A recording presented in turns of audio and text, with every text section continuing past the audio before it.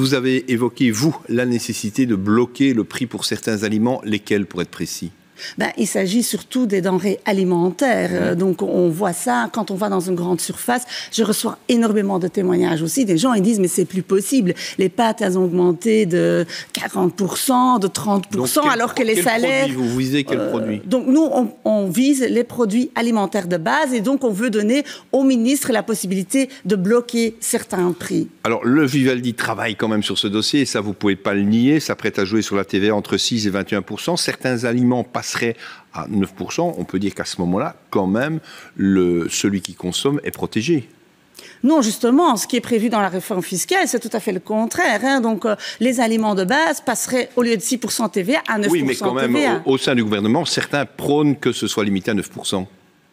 Et d'autres diminueraient, surtout. Il y aura une balance. Non, aujourd'hui, par exemple, le caviar, c'est le luxe, mais les denrées alimentaires de base, ils sont taxés à 6%.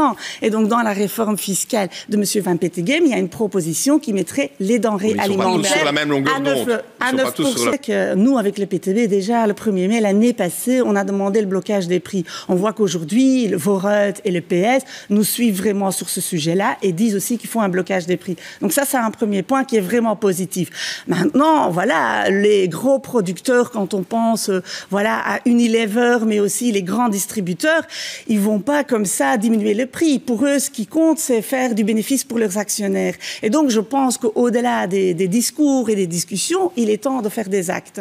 Et donc, on demande au ministre non seulement de parler avec ces gens-là, mais de mettre un vrai ultimatum et de prendre des mesures concrètes. Et donc, il y en a deux. D'un côté, bloquer les prix, et de l'autre côté, quand il y a des surprofits, justement, aller taxer les surprofits aussi dans le secteur de l'alimentation.